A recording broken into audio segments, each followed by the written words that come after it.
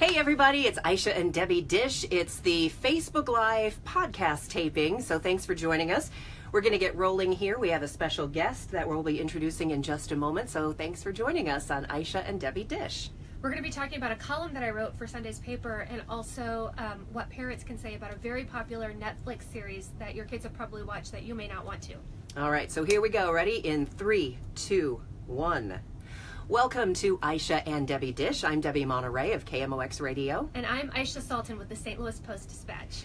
All right, so we took a week off because we talked about horrible allergies, and I thought I had horrible allergies, but I was really sick last week, so we took our first week off of Aisha and Debbie Dish, and so we neglected to talk about our birthday challenges. So we had both been inspired by Carol Daniels' idea to make her big birthday something really special, and she did a great job. You can check a couple podcasts back at kmox.com/Debbie if you want to catch up on that. But Aisha today is going to talk about her birthday challenge because she celebrated her birthday just a couple of weeks ago. I did, and so I didn't want to do anything too complicated, and I wanted it to be something very personal. So I just put on my birthday as my Facebook status update that there is a local family who's been here almost a year, who are refugees from the war in Syria, the conflict in Syria, and they're a young couple, and they had a very middle-class life there.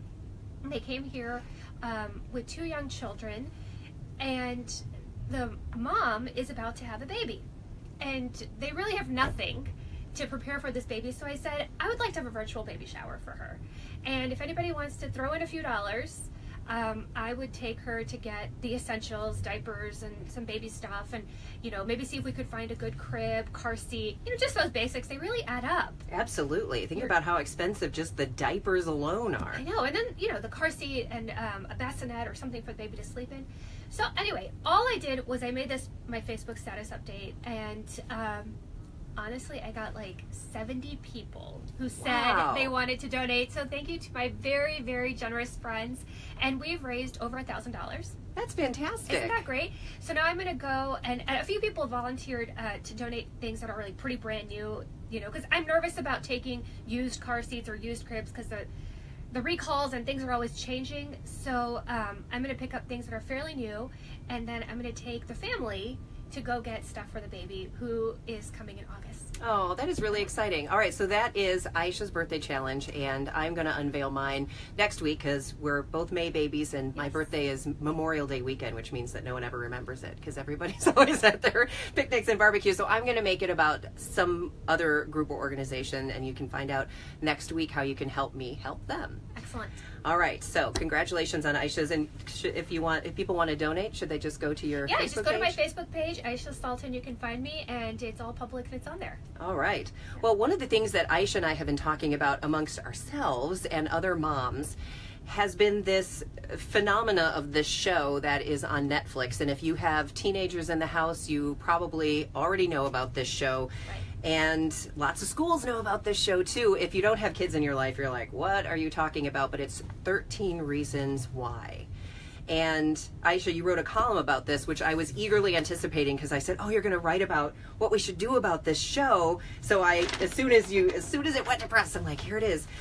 So the reason this is an important show or an important thing to discuss is because it's about this girl who commits suicide, and she sends these tapes to 13 different people basically explaining why she killed herself. And in each one of the tapes she blames or implicates that person. That tape is dedicated to a person as part of the reasons why she committed suicide.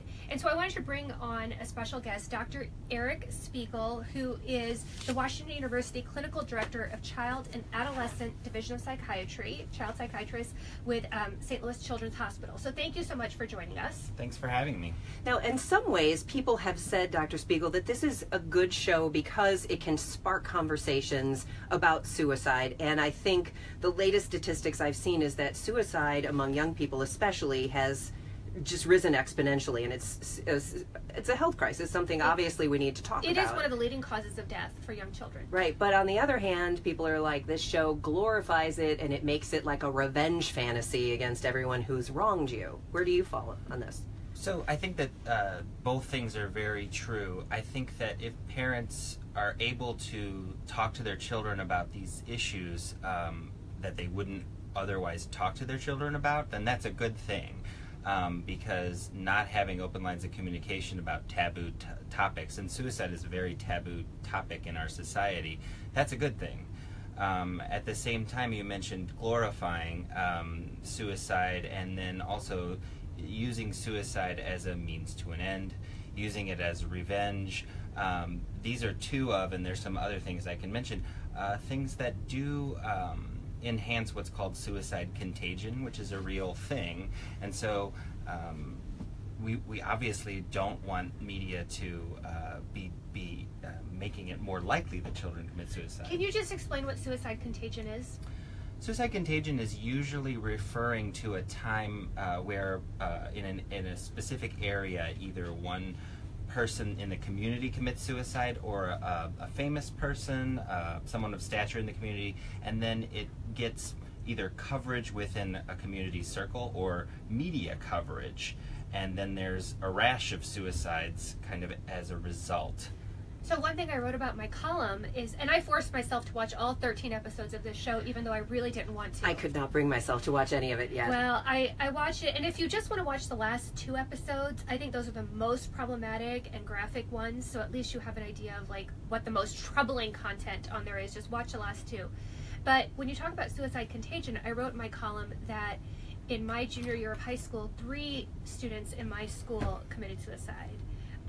And how difficult and painful and just traumatic that was. So, yeah, that was a real concern and worry of mine watching this, is that if there are kids who are on the bubble, who are vulnerable, then I don't want this show to make suicide seem like a good idea. Well, and also because of the revenge fantasy part, where I think when we were all young, I think it goes through every adolescent's mind at some point. You're angry, maybe at your parents or a ex-boyfriend or a friend or something, and you think, oh, if I was dead, then they'd all regret it then. Right. And you don't want that to seem like a viable option to kind of stick it to somebody. Right, so I think that that's a great point, Debbie, is the idea of it being a fantasy. And so if we can talk with our children about it being a fantasy and couch it that way, as opposed to it being a depiction of reality. And I think we all kind of know our children well enough to know if they can tell the difference. The younger they are, the less likely they are to tell the difference between those two things, and they're going to need their parents to do so. As we well know, children are watching Netflix on phones, on tablets, in the basement. Most children have watched this show all the way through before their parents even have heard of it. Absolutely. Every parent I interviewed said, I found out my kid's already seen it, and I don't want to watch it, and I haven't seen any of it. Well, for me, my daughter had started watching it, and she asked me, have you heard of this show? And I said, well, of course I'd heard of it. Are you watching it? And she said, yes. And then I got concerned because I hadn't gotten around to seeing any of the episodes myself. But then Aisha and I started talking about it and how she was writing a column. So I asked my daughter again, are you still watching it? Did you finish it? And she said, well, I think some of the content might be inappropriate for me. And I thought it might be the actual, because I understand there's a graphic suicide scene. But she watches a lot of horror movies, so I didn't really think that would, impact her that much. She said, well, like rape and stuff. And I'm like, oh, dear God, she's 12 and she's watching rape and suicide. Right. Oh, do I really have to watch this show, Dr. Spiegel? Do I have to watch it? I don't think so. I think if your children have watched it and you read up on it and you listen to their thoughts on it, you probably are okay. You don't have to devote 13 hours to this show to be a good parent. Although I think that being able to talk to your 12-year-old about rape, to your 10-year-old about suicide, are important things to be able to do as a parent. So as far as the good goes, we really do want to talk to children as young as they can, ask questions about it. Because the younger we talk to them about these important topics, the more time they have to develop and understand your way of thinking about it and ways to sort of cope with it over time, so it isn't sprung on them by, you don't want 13 Reasons Why to be the first time your child hears about suicide, right? Because then it will be the way that they understand suicide to be. What do you tell tween, a 10, 11, 12, 13-year-old about suicide? How do you have that discussion? Conversation? Well, we talk. What I tell my patients and parents is that thinking about suicide is actually a relatively common thing. Mm-hmm. About 15% of high school students have had serious thoughts of taking their own life in the past year. Just regular old high school students. So they're not alone if they think that way. But then following that up with, this is something you can get treatment for. This is something we can help with. Mm-hmm. It is not something that is, as we mentioned, a means to an end or the end of a story. And I think that depictions in the media that are lacking in stories is people that have suicidal thinking get help and then go on to lead productive lives, which is actually what most people experience. That was, I think, the biggest takeaway from what I wrote about it too, is that depression and anxiety and mental illness is treatable, and whether it's through counseling or medication or a combination of both, and millions of people have suffered trauma, that they're able to still survive and lead normal, healthy, happier lives. So that message was not present in this series at all, and it is so important. So we talked about how kids are watching all of this. They're consuming so much media. It used to be they were parked in the living room so you could tell what they were watching, and even the most, Aisha and I talk all the time about how we try to be vigilant, but they'll sneak an iPhone and you don't know what they're watching. Oh, they're supposed to be doing their homework and they're doing this or that. Any tips on how to, how damaging is it that we have moved from kids watching TV in the living room to God only knows what they're doing in their rooms on their phones? Well, I think that one of the problems is technology has moved so fast, faster than we grown-ups can keep up with it, and it's just fine for kids because they have grown up with it. So I think it's on us as parents to be more tech savvy than we might necessarily be comfortable with in order to understand certain things. Like, for example, this show is TVMA, which is the TV ratings equivalent of rated R. Whenever I was 10, I wasn't watching any rated R movies, and that was something that was fairly easy for my mom to regulate, right? I wasn't even allowed to watch PG-13 movies when I was 10. Like, late at night, you'd have that pay-per-view channel, and you'd try and watch between the bars, and you knew, what I'm talking about. You knew something bad was going on, but you couldn't quite see it. It was but you were after it, right? But kids these days with Netflix on their phone in their room, it's not even a challenge. They can watch whatever they want if you're not on top of it. And so on the one hand, you have to be more tech savvy, you have to be more vigilant. On the other hand, I think there's a certain amount of acceptance that our children are exposed to things that we weren't exposed to at that age, and then just willing to talk through the issues that come up. If the words suicide and rape make you cringe when your children say them the first time, then maybe it's time to have another conversation and another conversation till it becomes something you can talk with them in a way that you can help them understand the way that you deal with these kind of tragic things in the world. Do you agree with a lot of the schools that are sending out these, notices? I know our principal did, and I think your superintendent probably did, just saying, don't let your kids watch it. Should we tell our kids, do not watch this, because in some ways that makes it even more attractive? Right. I have never found it to be effective to forbid children from doing much of anything, unless it's super dangerous. I think that if anything, that probably increases the ratings for Netflix. I think that a more helpful message is, obviously, is the one I'm trying to spread here, which is hear about it. If you've heard about it, if you're a parent, figure out what's on there, what are the themes. There's lots of things on there that actually parents could learn from. How does cyberbullying happen? What is revenge porn? How does that affect kids? How could you deal with these certain things? And you're probably going to have to deal with these things when you go to middle school, when you go to high school. How would you deal with them? Who would you turn to for help? These are the messages that we want to kind of rehearse with our kids, so that when they run into this kind of a thing, it isn't the literal end of the world for them, and that there's many, many ways to deal with it, not just one way out. I think that's such a good point, that for some parents who have not been in high school for a while, they don't realize how much social pressure and the ways in which social pressure has changed. So, and the reason why this show was so popular with tweens and teens is because it resonated. And there was parts of it that felt so real and authentic to them. And so there is value in seeing that if you're not familiar with what it's like to be a teenager or a tween right now. It's well made. I mean, the acting is good, the writing is good. It's a well made show, and a lot of the stuff so other than the graphic, suicide, yeah. And the rape scenes where I felt gratuitous and went on, and it was just like, and well, where I think it's most dangerous, because you know the vast majority of kids who have watched us are not going to have any problems, but it's those kids who already self-harm, or already have depression or anxiety, that I feel like it could trigger, really like a bad spiral, and that's what I kind of worry about. Yeah, and I think that brings us back to the sort of suicide contagion thing. There's really overly simplistic reasons for why someone committed suicide. It's just not the way that it works. And the media sometimes does present suicide as this person committed suicide for this simple reason or that simple reason. Really, what happens is, as you mentioned, Aisha, is a trigger. I've been depressed, I've had lots of problems at home or school, a mental illness, and then something bad happens, and that leads me to commit suicide. I maybe have been thinking about it for a while, or attempt. That's kind of a trigger.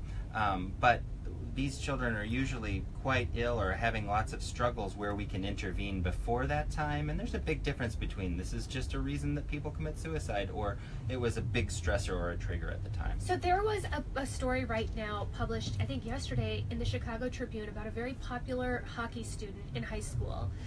And the parents say that he had absolutely no previous mental health issues at all. I mean, popular, well-liked, well-adjusted, and he had taped a sexual encounter with a girlfriend or a peer that he had shown some friends. And apparently it was mostly audio, it wasn't that much video.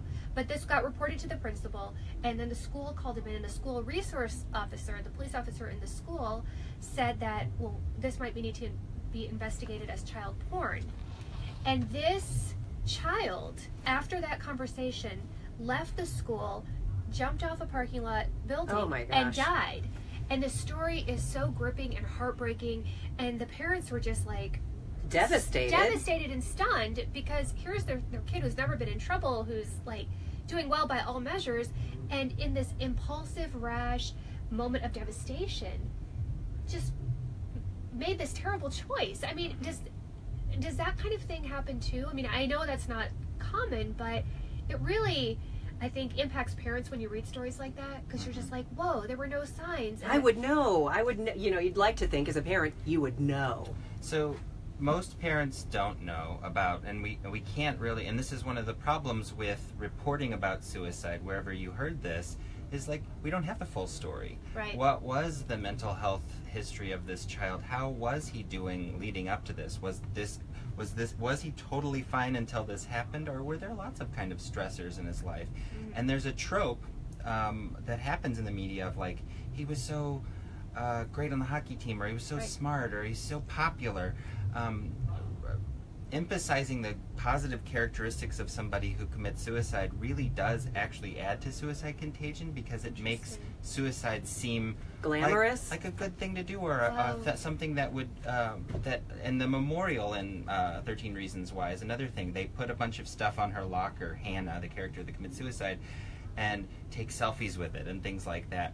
Actually memorializing somebody in the community for committing suicide, although seemingly that's a nice thing to do, it's not a good idea, and it's not recommended for that reason. Really what it looks like is you're honoring the act, and you don't want to do that. Where they'll love me afterwards. Mm-hmm. Right.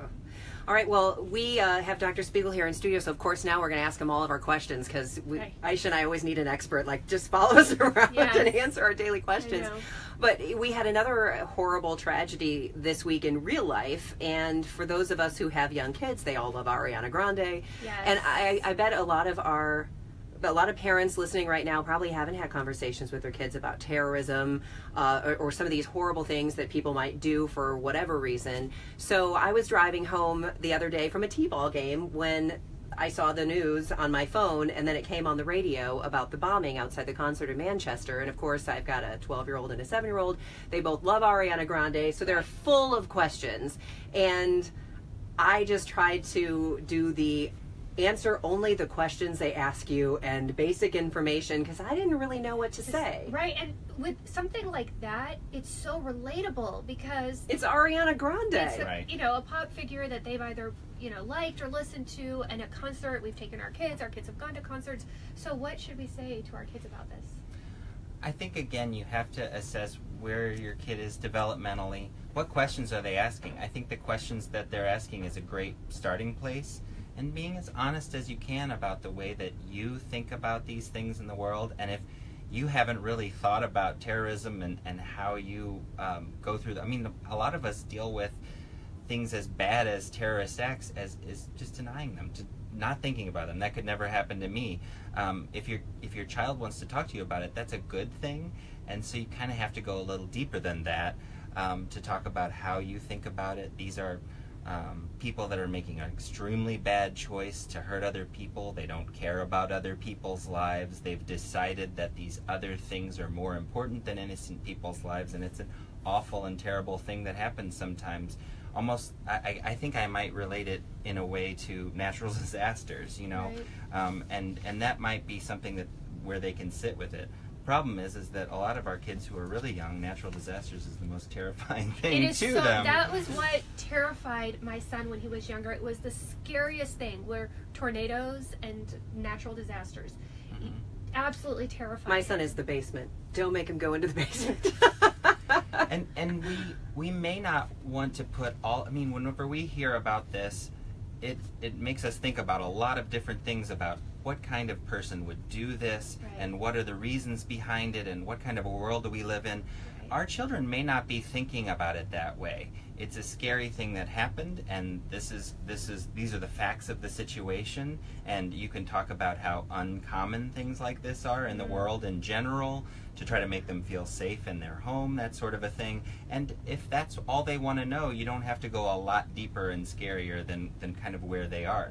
Now older teens, they may want to have a political argument with you about it, right. and that's good too, but you kind of have to follow their lead. I think sometimes I have to disguise or set aside my own emotions in order to talk to my kids more calmly and rationally about something, because I will be so scared and upset and angry and just anxious, that I know it's uncommon, but we read about these things and they're so horrific, and you think that it could happen to anyone at any moment. I mean, I know that's not really factually the case, but it kind of is. Right. I mean, the odds of being killed by a terrorist are the odds of being killed in a car accident on the way to the concert are exponentially higher. Right. But one last question for you, because we're Yes. actually running out of time. So I've had somebody tell me, just assure your children that they are safe and that you will protect them and that won't happen. And so I do that, but then somehow it feels dishonest, because I agree. I can't promise them that nothing's going to happen. And then if something bad happens, then they're like, Mom, you said this would never happen. Right. Well, yeah, and you don't want to lie to your children, right? And I don't think you want to lie about the way you're feeling. I don't think you want to lie about the way things are in the world. But the facts is that they are most likely quite safe, and that the most likely this is not going to happen to them. Bad things do happen, and you're going to be there for them when they do. And we can't predict all the bad things that might happen. And if we do worry about a car accident happening to the loved ones that are driving around, we can't go about our lives. So, well, that's a good point. Mm-hmm. Well, thank you for your expert advice. Yes, thank you. This was so welcome. Useful and helpful, and hopefully helpful to people who are watching and listening. Right. And can I Aisha throw might in need the Suicide Oh, Prevention absolutely. Lifeline real Please fast. do. SuicidePreventionLifeline.org is a website where you can either chat online to a suicide counselor, or there's a phone number, 1-800-273-8255. That's TALK. You can talk to somebody, or as we know, our adolescents would prefer to text, so they can do that now. Definitely. That's perfect. All right, and Aisha may need a separate session after having to watch I know, all 13 I know. episodes. I will call you about that. It's a right. trauma. Yeah. So anyway, Dr. Spiegel is the Washington University Clinic Director of Child and Adolescent Division of Psychiatry at St. Louis Children's Hospital. That is a very long and impressive title. So thank you for your expertise Thank today. you. You're welcome. Thanks for having me. Absolutely. And that wraps up Aisha and Debbie Dish for this week. I'm Debbie Monterey. And I'm Aisha Sultan with the Post-Dispatch. And thanks to all of you for watching on Facebook. We'll see you next week. Bye.